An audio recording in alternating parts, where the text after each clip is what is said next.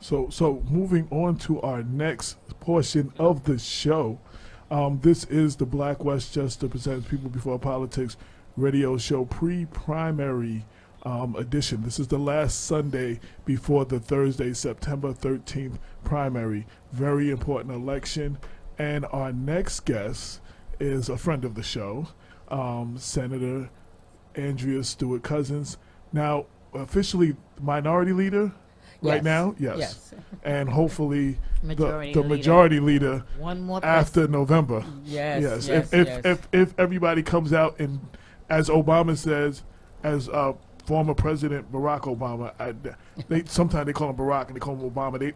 I think he was a president, and I think you should still have the formality. Absolutely. Like, it's still President Bush. Like, they say President Bush and President Reagan, but they say Clinton and Obama. Like, so anyway, former President Obama, he said, you have to go out and do your job. That's right. And that's for everybody listening here. We want the elected officials to do their job, but there's a job that all of us as voters have to do, and that's go out and vote. And not only go out and vote, your neighbor who may not be able to get to the poll, bring them. Seniors in your area that may not have rides, to bring them. To, you know what I'm saying? To do all that you can to get people out to the vote. And I think that's very important, and everyone listening needs to do that Thursday and then again in November. But right. I'd like to welcome our guest and give her, not the first time, but give her an official round of applause. Welcome. Thank you. Good to be here. So I just saw you Friday. So I know. Black and Brown Law Enforcement came out and supported you. Thank you so much. That was good. And Damon, well, he told you he wasn't able to, Right. he's moving and everything, so he's not able to be here today. I'm sure at some point he will call in. So I want you to talk about, how many, I know people don't understand, we try to educate people. Yes, so the whole exactly. minority leader, majority Right. leader, how many votes, what is, What explain. what is all of this Yeah. about? And can Thank you just take the mic, put it closer to you? We want everybody to hear you. You can pull it to you. Okay. Yeah, How's there, that? there you go. That's That's good. great. Huh? That's perfect. Yeah. That's it. All right. Well, again, it's really good to be here, and certainly thank you for the support, not only now but over the years. And you're right. There is an education process that we need because people kind of think they know, and then it turns out the people that we even think know really might be a little bit unclear on some of the different particulars. So I'm in the New York State Senate. Yes. And the Senate, and again, people say call your senators, and I tell them, there's a federal level of senators, and there are state senators. Right. So there, on the state level, there are 63 senators. Okay. And the minority or majority title goes to which of the parties, Democrat, Republican, are in either the majority or the minority. Right. So in the Same assembly, thing on the national level, right? Yeah. same thing on the national Right. level. So in New York State, in the assembly, there is a majority of Democrats. And Speaker Hasty is the Speaker of the House, and it's dominated by Democrats. In the Senate, the domination is the Republicans. So the Republicans are in the majority. The Democrats are in the minority by 1 seat. So I am the leader of the Senate Democrats, so I'm the minority leader. And the way you get to be leader is that your colleagues decide to vote for you to be leader. So it's not an appointment. Right. Your colleagues actually, pick a leader. Right. So I became leader at the end of 2012, which has been an immense honor and obviously a privilege. It's also historic because there has never been a woman who's been selected or elected to be leader, Okay. neither in the Assembly or in the Senate, neither by Democrats or Republicans before when my colleagues elected me. Okay. So it was really an incredible opportunity to, try and move the policy agenda forward, and also make sure that Democrats, could finally work together. So we are. There was, quite a long spell where even within Democrats, and that happened before I became leader, there was a split. But as of April of this year, all the Democrats have come back together under my leadership. So that did happen. That did happen. I mean, we hear things, and we knew there was an IDC, and then That's they right. supposedly came back, That's and then I right. heard that they weren't. So No, they actually did come back. They did a video. okay. Yeah, they actually came back. Welcome in back. April. They actually came back in April, and the government facilitated the conversation, and it was going to be the way they were talking about doing this last year. It was going to be a co-leadership, the IDC Right, leader right. and myself. Right. And then as of The IDC leader being Senator Jeff Klein? right, and that was the way it had been posited last year, and it was sort of contingent upon the special election because last year George Latimer, as you know, ran for county executive and won. Right. And Ruben Diaz Sr., who was also a senator, ran for city council and won. Okay. So He needs to stay there. we were down, and he will. I don't think he. Tell us how you really feel. Not a big fan, huh, Lorraine? Not from what I heard, no, not at all. Yeah. So I was down 2 seats. Now I never, when the IDC was a separate conference from my conference, I never accepted the name, the title minority leader, because the IDC conference was smaller than mine.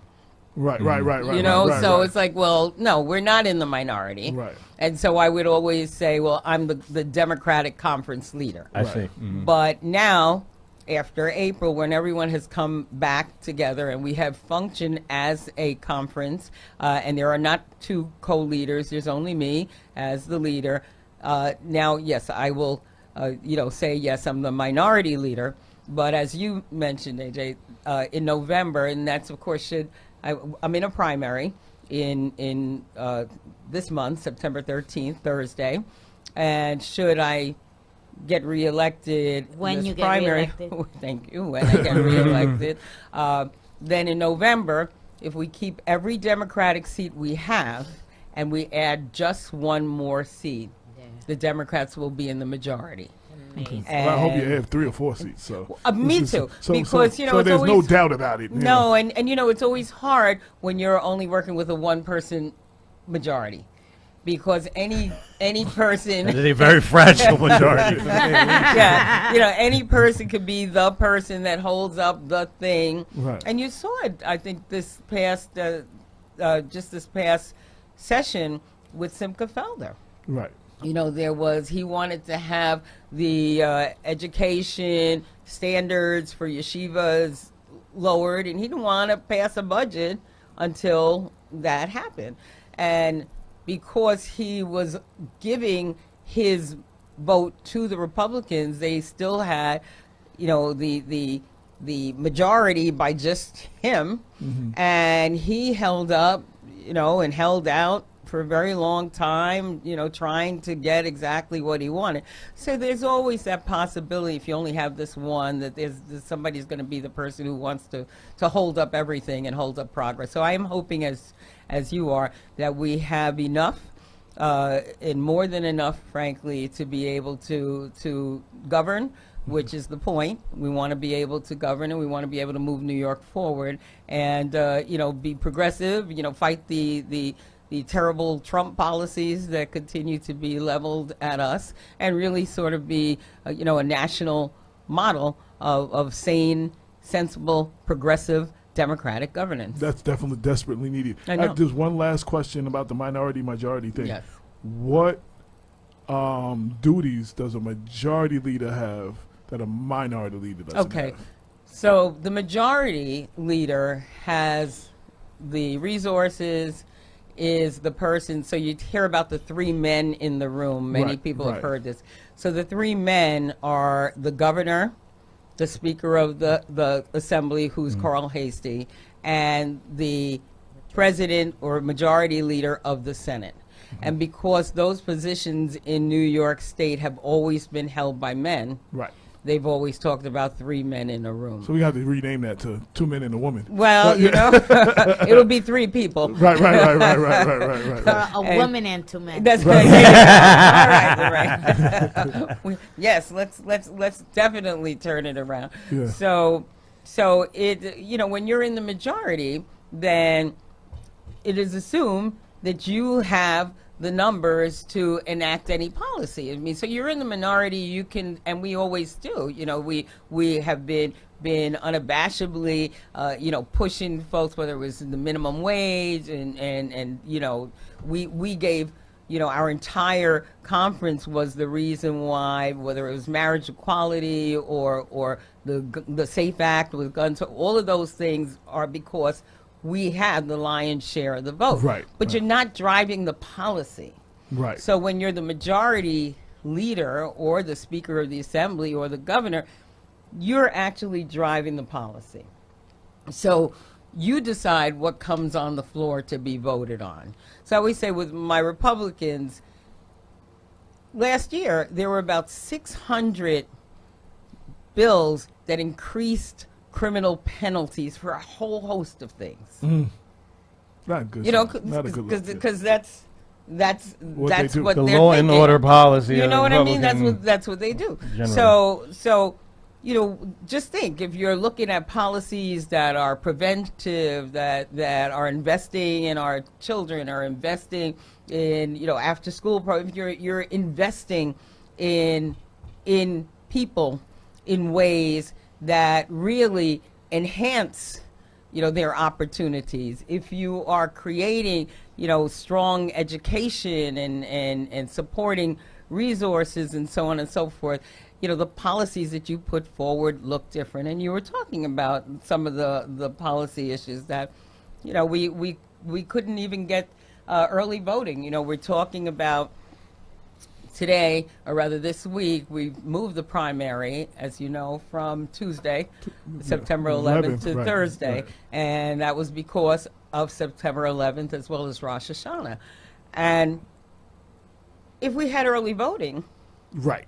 a lot of these things, you know, wouldn't be an issue. Right. Because we're no longer in a society where everybody has this one day that they can, I mean, it doesn't work for our lives. But yet, we couldn't get the Republican majority to even talk about early voting, to put the laws forward, you know, which I was carrying, and now Brian Kavanaugh has, early registration for 16 and 17-year-olds, automatic registration, you know, no excuse absentee ballot. There's a lot of things that New York could do that would actually enhance people's ability to exercise this very important franchise, which Republicans just will not do. And whether it's talking about climate change or reproductive health or whatever, you know, it's just a totally different mindset. And that's the difference between being in the majority of the criminal justice reform. You know, we had to fight for raise the age. It was really, really a hard fight. And Senator at the time, Senator Latimer, yeah. he had to cancel an appearance here because y'all Yeah. stayed there Yes. to get that through. I Yes, remember, yeah, and it was absolutely a fight to get it through, and even now, you know, we've still got more to do, and you know, when you're talking about speedy trial and you're talking about this bail system that people are basically many times, you know, incarcerated. You look at Khalif Browder, who was a student at my school, Bronx that Community so? College. Yes. Yeah, I mean, How- you know, how just close sad, do you feel- basically, because he couldn't, you know, afford Big bail. Right. That's what I was going to ask you. I know, is it California that's doing Yes. the no bail. Yeah. what is it? They- No financial bail, whatever Yeah. the word. Yeah, no determines. cash bail. No they cash talk bail. about. Yeah, How yeah. do you feel about that? Is that something we can do in New York? Well, I or- think we have to talk. I mean, like I said, you can't just put people in jail because they can't Right. afford bail. Right. You know, the reason why you hold people is because you think they're a flight risk or they're a danger and some other things. I mean, but if you're just saying, well, you know, no matter what you did, but, you know, pay me $5,000, oh, you can't do that, or you're, you know, it's not justice. If So- I wanted to Go interject, ahead. I'm sorry, Senator. If, for example, as in the case of Raynette Turner, you are accused of shoplifting, $35 worth of crab legs. you know, Yeah. you may avoid being detained and held overnight and possibly, you know, falling prey to neglect while you're in the custody of local authorities. Well, a lot of former officers of the Mount Mm-hmm. Vernon Police Department and around the state who I talked to as experts, they all said that she should have just been RR. She shouldn't have never. She should have got a desk appearance ticket. Period. Because I mean, we're talking about $35 worth of crab legs. Like she shouldn't have never spent the weekend in jail. yeah. You know, and Yeah. and they knew she had health issues. They took her to the hospital. And I just want to say, I don't want to let the Mount Vernon Hospital off the hook because the police department took her to the hospital. They cleared her and took her back to jail. The hospital should never have cleared her. This could have been a different situation had the hospital not cleared her. The Mount Vernon Police Department should have gave her a desk appearance ticket there. And someone who now works for the police department again, who's a former officer, he said when I was doing that story that at that point that would have been the perfect time to give her a disappearance ticket and then free those officers that then go back on the street go because on and do officers other have to things. watch her and they, That's right. in that They're situation. supposed to get a disappearance ticket. No, she had bail. She just got held over the when, weekend. when it's $500 or less. Well, she had held over the weekend and died in jail. That's a shame. Yeah.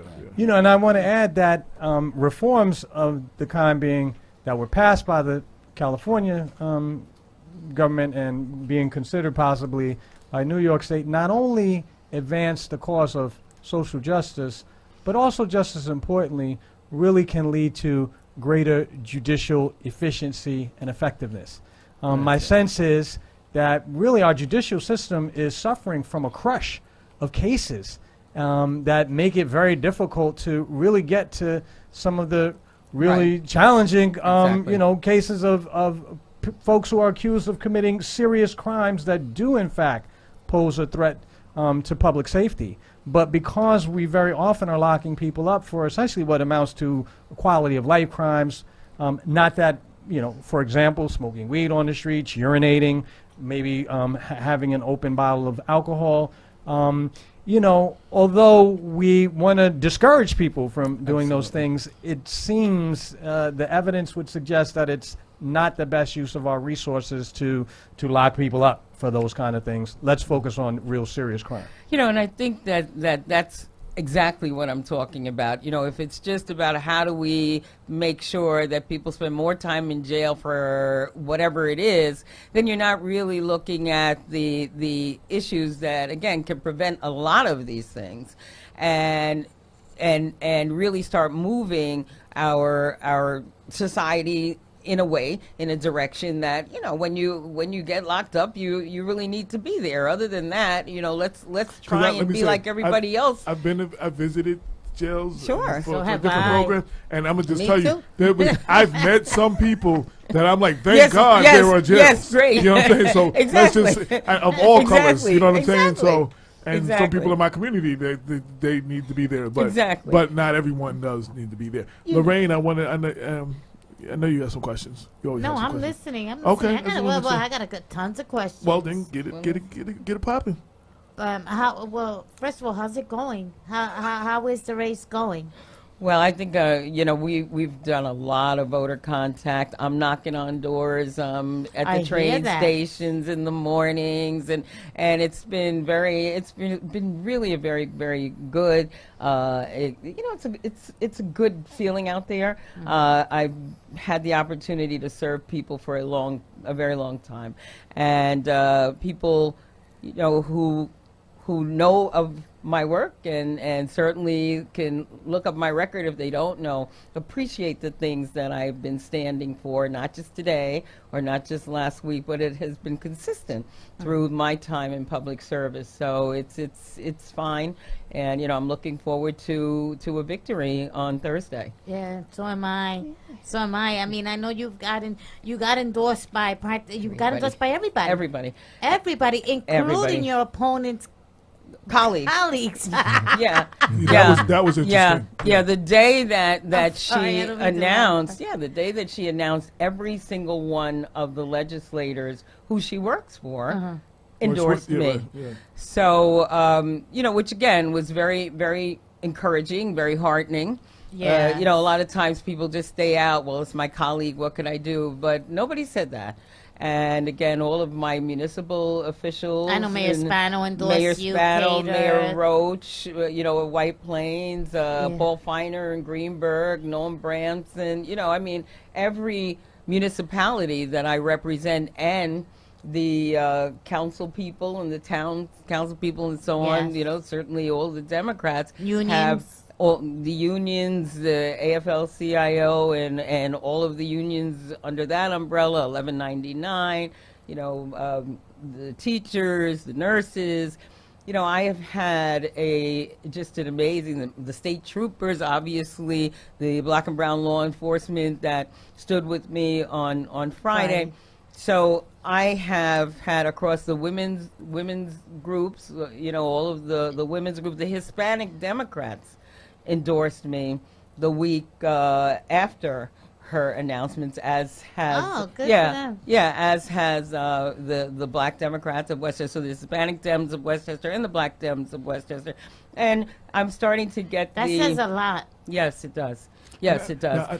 And I'm getting in terms of the gun groups, I've just gotten Mothers Demand Action, so the active people around the issues that we care about, because it's not really about personalities and this and that. It really is about the issues, and it's how do we not only articulate our vision or get angry that something bad happened, how do we move the ball forward so that we can make the changes that we need?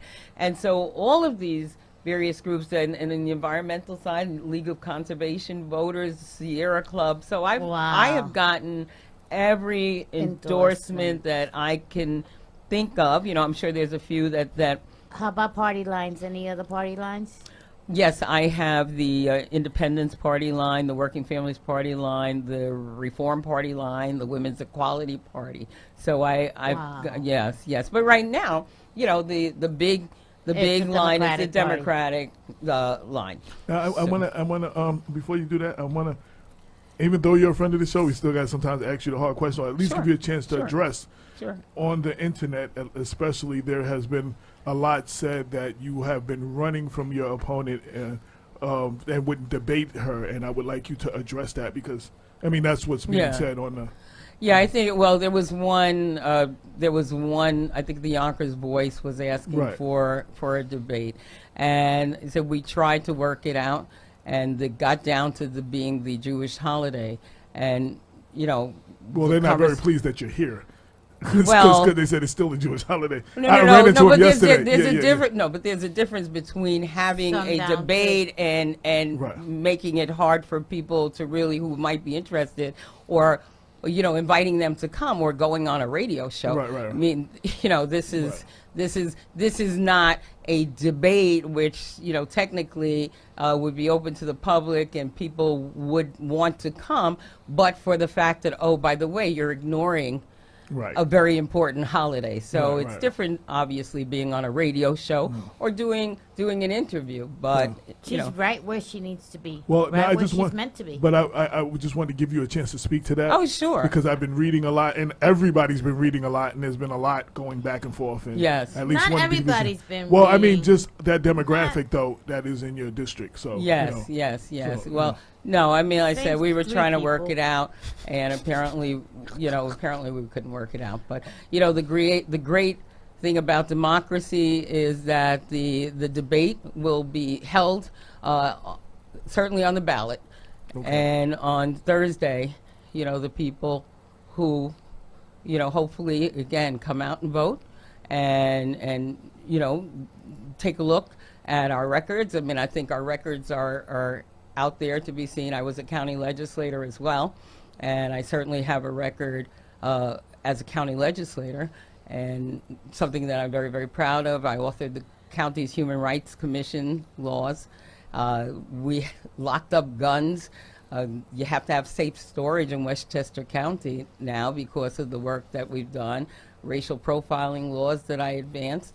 So we took smoking out of workplaces, and many of these things are things that I sponsored and moved. Human rights, racial profiling, so I have a record. In fact, I always say even the district now that she represents happened under my watch when I was in the legislature. So after the census, you get a chance to draw the lines, and because I was the chair of legislation and George Latimer was there too, and we realized the need, obviously, for a greater Hispanic voice, and it was my committee that, and in fact, I had that district because I went all the way down Yep. to Southwest Yonkers, and I drew the line so that I would go east so that the Hispanic Opportunity District would exist. So I said I have a legacy everywhere that I've been, that I've left, whether it's Riverfest when I was in the city, or the Human Rights Commission, Human rights or is very important. I've left legacy. And here on the state level, we continue to again fight for people, fight for opportunity, fight for education for our children, because I know it's the great equalizer. Fight for the opportunities that allowed for me and even my opponent in America to really rise. So I'm proud of what I've done, and I hope on Thursday people will give me again a chance to go back to Albany and continue to work hard to make their lives better. So for Dr. the Bob? record, wait, Okay. just one more quick question. Had you had the time and the holiday, would you have done Yeah. that debate? Yeah? Yeah. Okay. Bob? Yes, well, in the vein of asking the tough questions, after the press conference that I attended, and several grassroots activists here in Westchester County attended to announce our support for you, I posted a picture on my Facebook page, and to my surprise, someone posted a comment, and that, I must admit, resonates with a certain kind of criticism that I have voiced continuously, and that is that there's a growing gap between America's elite, or to maybe bring it down a little, our elected officials, and everyday citizens. Sure. And I'm going to read the quote verbatim, and I want to give you an opportunity to respond, because this is What a was potential voter. Yeah. And he said, and it's underneath the photo, and it says, "You only see her at photo ops, not once in the hood when it's election time, just another politician." And I wanted you to maybe speak to why it is that, maybe, for one, that Well, whether or first not of- that's accurate. First of all, I live in Yonkers, and I Oh. live. I mean, I'm not telling you my address, but to say that I'm She lives in I the know- hood. I live- I know- I- lives in the I- hood. Thank you. But I know that to be true I'm just because saying. one day a couple weeks ago, I know 3 people who, including Bob, who bumped Yes. into you in the supermarket. That's right. Yes, yes, And yes, exactly. 2 other people I know bumped into you somewhere else. Exactly. Like, Yeah, no. So I mean, like I said, that's the problem. If people don't know you, they see me in photo ops, because you're everywhere. I'm everywhere, and like I said, a lot of times I'm in places and doing photo ops or whatever, because either people are supporting me or I've supported them. Whether it's through resources or whatever, if they're cutting a ribbon, if they're doing something, chances are, I was helpful in some way. But the reality is no, anybody who's been in Yonkers knows I'm in Yonkers. So what a lot of times I think they also don't understand is that where do the legislative work is in Albany. And, Right, you know, it's not like when I worked for city government and my job was Yonkers and making sure that community was brought in and so on and so forth. You know, I was in Yonkers all the time, east, west, north, south. You know, when I got elected to the county legislature and I represented part of Yonkers, again, my chief responsibility was Yonkers. Now in the Senate, my office, I have an office in Yonkers, Right. but I also do the work in Albany. And we're there 6 months out of the year. So you might have seen me every day when I was, you know, working in City Hall, Right. or even as a county legislator. Right. But when you're working in a state or a federal level, your place of business is not necessarily your. The other thing that people don't always know is that the district is big. You know, I represent 3 big cities. Yonkers, White Plains, and New Rochelle, a portion of all of them, again, because of the gerrymandering. So I have half of Yonkers, half of New Rochelle, and about 3/4 of White Plains. I have Greenburgh, you know, all the river towns, and I have Scarsdale. So I have a big district, and I have a diverse district. So, you know, to be visible in all of these places is a responsibility that, again, I take very seriously and try and accommodate the needs of all of the various districts that I have. So no, you don't only see me in the hood on photo ops, because I actually live in you know, Yeah. you know, I live there. So, and I didn't just move in this week. You know, Right, I mean, right. I've pretty much lived on the same street since I've been in Yonkers, quite honestly. And you know, I love my community. I love being there. You know, my kids, we raised our kids there. They went to public schools. I think a lot of people don't realize, you know, my kids graduated from Saunders and School 16 and you know, Pearls and what was Emerson, and I've taught in Lincoln. You know, I'm like really in the community. We won't go too far and call you, say you're like LL's around the way girl, but you're close by. Two comments. Caitlin Gleason from Mount Vernon said, "The senator is there whenever you need her. It is impossible for her to be here when she's fighting for us in the state. Go to her office." That was the person's comment to that. And you. Donna Nolan from Yonkers said that you were a big part in getting the Jimmy Nolan 9/11 bill passed. That's exactly right. Yeah. That's exactly right. And I'm glad that Donna, and a big shout out to Donna and her family. They are really incredible champions in terms of, again, you know, community. And I know they suffered a great loss, but they are very, very brave and valiant, even despite that. But yeah, I mean, when I first got wasn't even first, it was, you know, a few years into it, but I met Jimmy Nolan, and the bill was not able to be passed before, and I picked up the bill when I came in to the Senate, and what had happened is there was a cutoff date for people who were suffering from 9/11 related illnesses that had expired. And I met Jimmy Nolan, Donna's husband. He made sure that I came and saw his array of medicines because he had worked down at the site, you know, with no masks and everything else. He's a carpenter, and you know, next thing he knows, he's got every symptom, and the cutoff date was there. And so it was that knowledge, and then, you know, working with my colleagues in the Senate and so on. So little did I know that at that time that it was really the mayor, at that time Mayor Bloomberg, who was concerned about the passage, because when you open it up, you know, they had cut it off in terms of who could come forward, and when you open it up again, all of a sudden he was concerned that the liability in New York City would just be overwhelming. But Governor Patterson, the Senate, and that goes back to who's in the majority. So we got in the majority, the Senate Democrats got in the majority for just 2 years.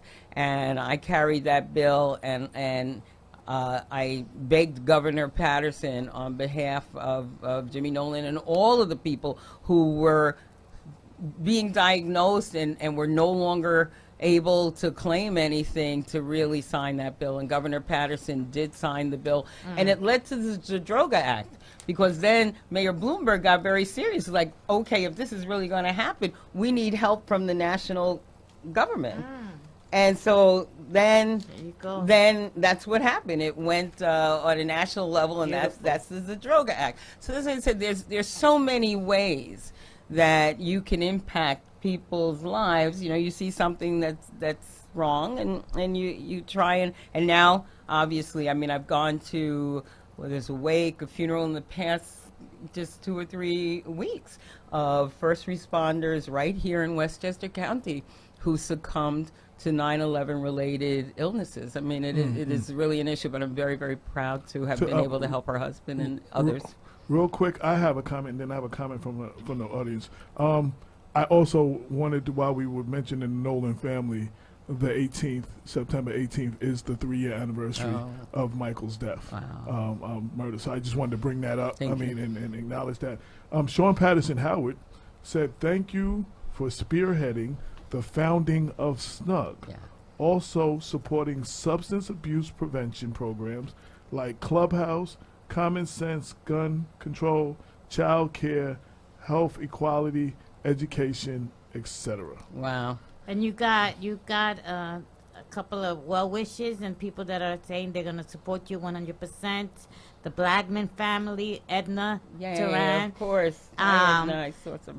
The Blackman family, Edna, Cicely Greaves Vega, and Tasha Diaz all sent their love and say you have their full support. Oh, thank you. I tell you, this is really welcome to hear from so many people that have, you know, we've been in each other's lives over the years. Sometimes you lose contact with them. So a big shout out to all of them. I know I hadn't seen Edna for a while, and I met some family members. Yeah, they were saying, so it's good. And Cecily, I heard from through someone else today. So I appreciate it. And the Blackman family, you know, we've worked together for such a long time. I know. You're like the such daughter. a long time. Yeah. I mean, it's just, and Sean. You and Simon, yeah.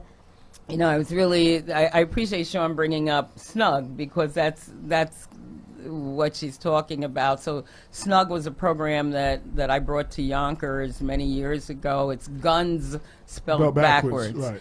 And it is, you know, built on the ceasefire model. I think that was in Chicago. But basically it uses people in community to stem gang violence, and they're called violence interrupters, you know. Yeah. So Frontline did a program on it. What's that? PBS Frontline did a documentary that everyone should check out. Yes. Mm-hmm. Yes, and so I brought SNUG into Yonkers and have been able to, you know, sustain it with the funding over the years, and the city now is also helping. And of course, you know, Sean and the Y do an incredible job with it, and making sure that they're out there all the time. And yeah, I was even at their last two. I was at Grant Park, so, you know, for the person who thinks I'm not in the hood. I was just in Grant Park. Okay. Yeah, you know, and it wasn't a photo op. I was there, and then I was in Serrano Park 2 weeks before that. So I want to, and I have to say this to you on the air. So because I've heard this, Caitlin Gleason is the one who just texted me to make sure I mentioned this, but I have heard it before. In the beginning, we started this show August 3rd, 2014. We started Black Westchester in 2014. In July of 2014, a lot of people did not take us serious. A lot of people did not take our show serious.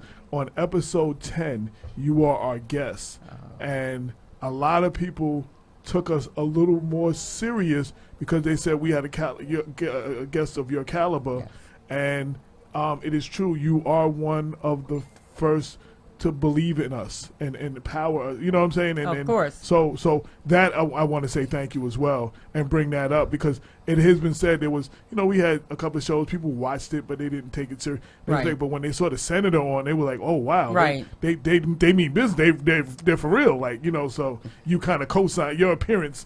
Kind of gave us credibility. So Well, like I said, I'm a former journalist. I might have mentioned this to you before. Yes. I've had so many hats, and I'm grateful for all of them. But I know how important it is for people to, have a voice, and and I know how hard it is. Absolutely. To really sustain, some credible communication and not have the support, and as long as you're trying to do the right thing, I want to support it. So And when we came out with the paper in Yeah. August 2017, good for you, yeah. thanks to Lorraine Lopez, Yeah. What I do?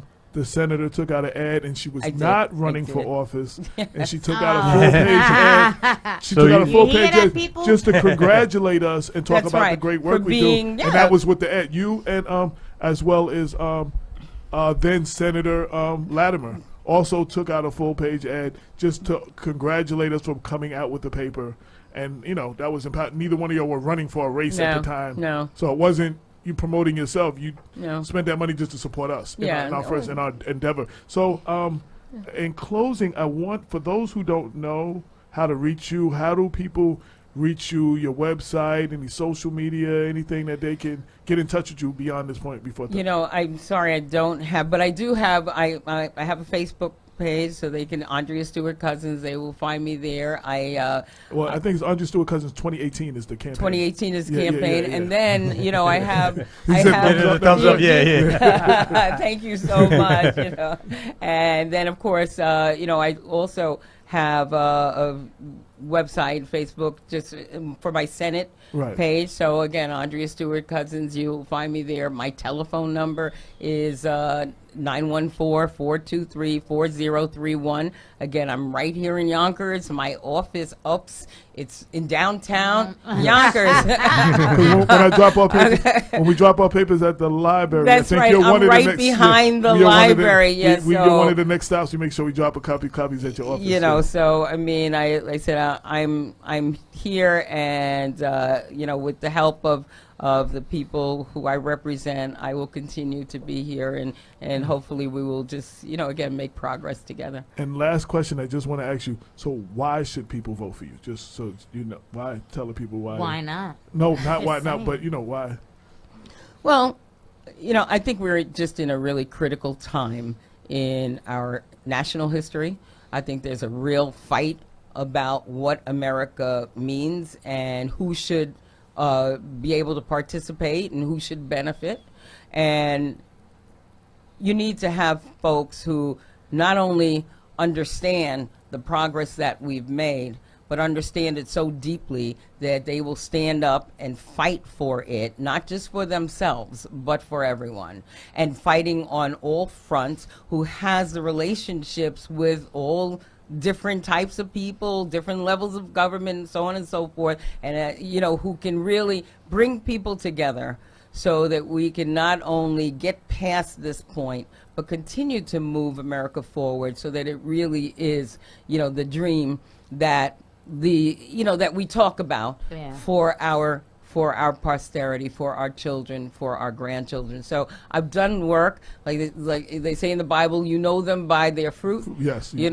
And I believe over my years of public service, I have, demonstrated that, my work is fruitful, and it is fruitful on behalf of people. And just a part two to that, and it just reminded.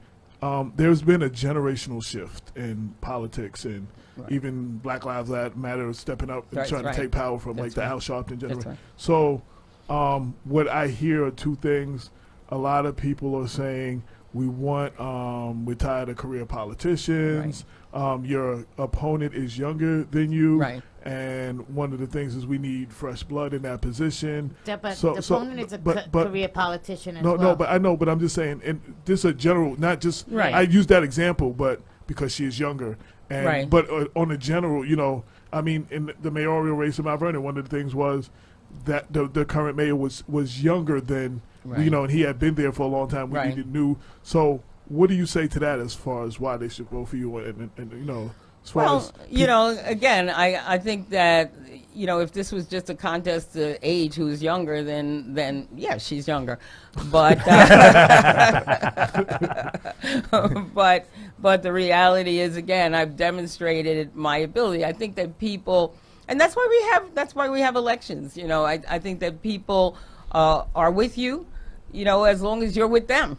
right. And I've seen people look at what you bring to the table and make those decisions. And I mean, I've had the good conversation with the new Congresswoman-elect Alessandra Ocasio-Cortez. She and I had a long conversation last week. And, last week, when she was at an event, she was talking about how women, have been moving up. And when she evoked some names of women, she evoked Carolyn Maloney and me. Right.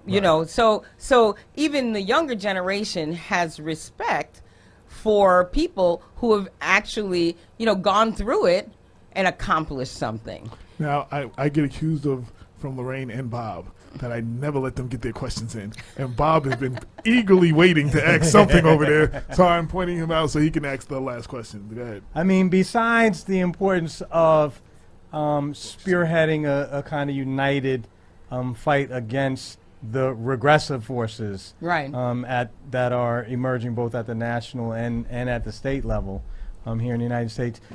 What are the legislative priorities that you'll have should you be reelected and elected to majority leader and hold the gavel in your hand? Well, again, in a place like Westchester, taxes and keeping it affordable is extremely important. As I said, education, which is the great equalizer, is extremely important.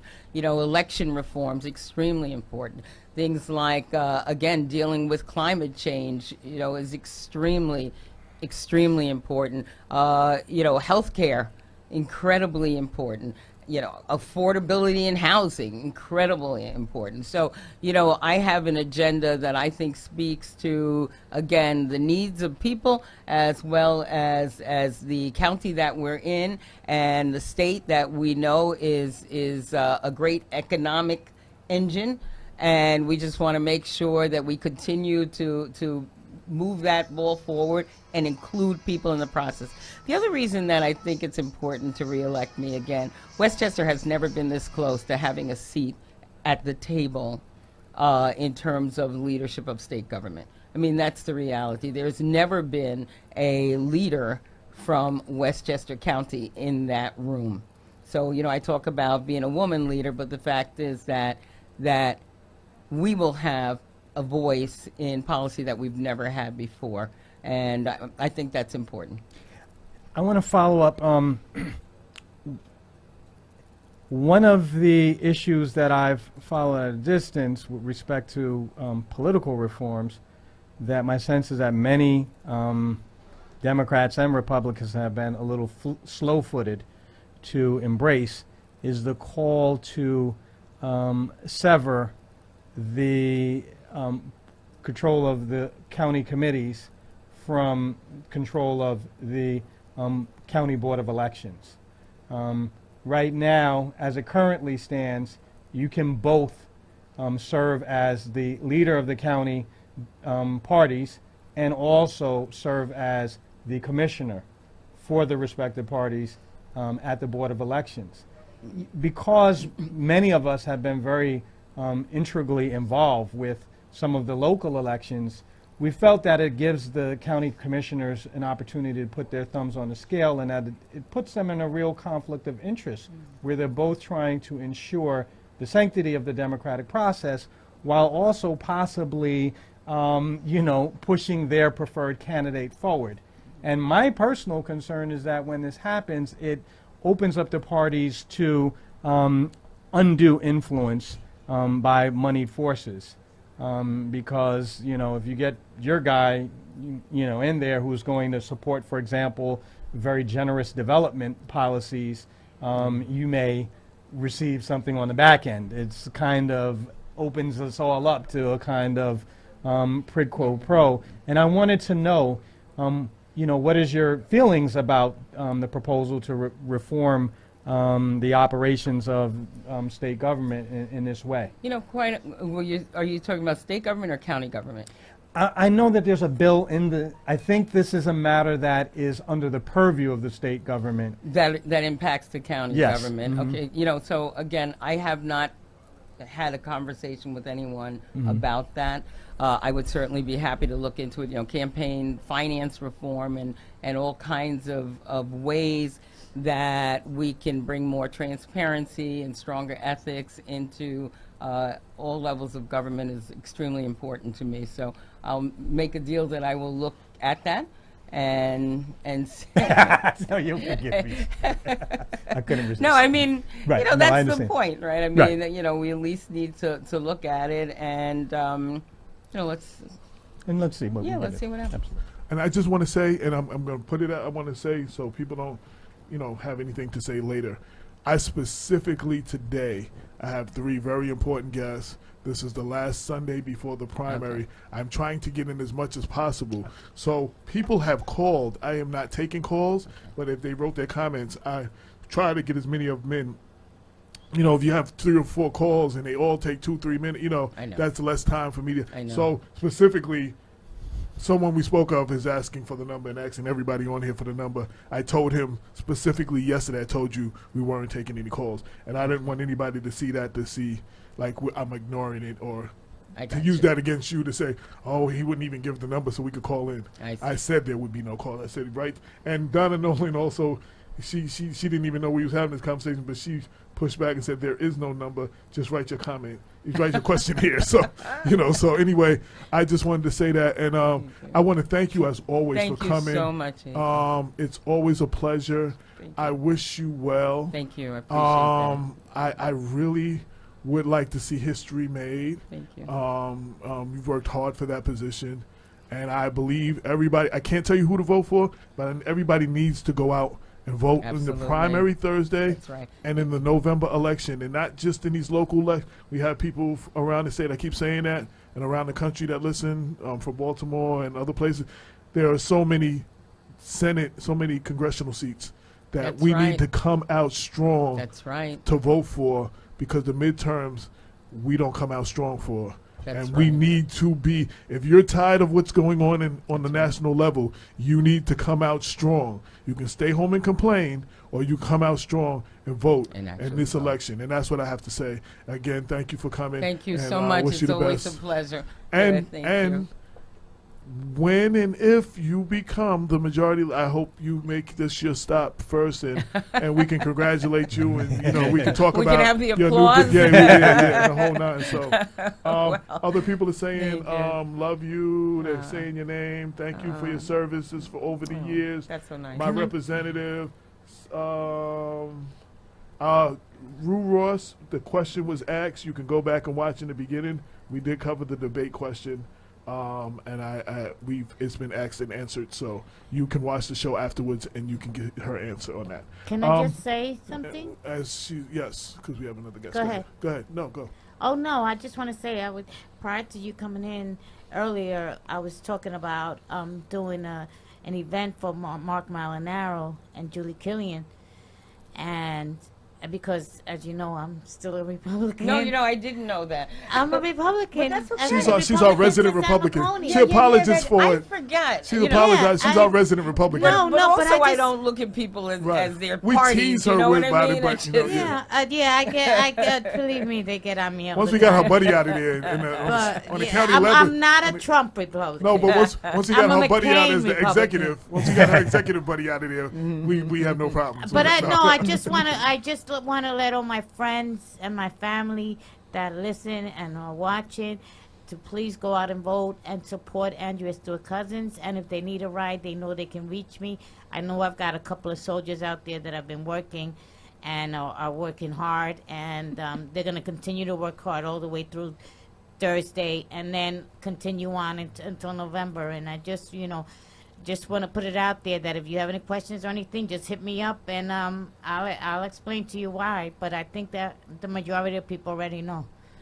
Well, thank you, Lorraine. Like I said, I stopped looking at you as a party for a long time. I mean, I've known you. Thank you, because for I'm so long. overprotective of her. That's right. It's like, you know, we've known no. each other for a very, very Oh, long 30 time years. through ups and downs and sideways, Yes. and I don't even 30 never years even is a thought long about time. it. It Yeah, has and I been. And never it's been- think about it. When I think of you, I don't think No. about it like, oh my God, I'm No. a Republican. Yeah, I don't. Yeah, right. I don't think like that either. You didn't have to. Yeah, but it's important that people realize it's a Democratic primary. Yes. So if you're That's a why I'm registered reaching out to all my Democrat, Democratic friends. then absolutely, please Yes. come out, and I will ask them to please vote for me. Thank you. Absolutely. Thank you once again. Thank you so much. It's a pleasure. Thank you, Abel.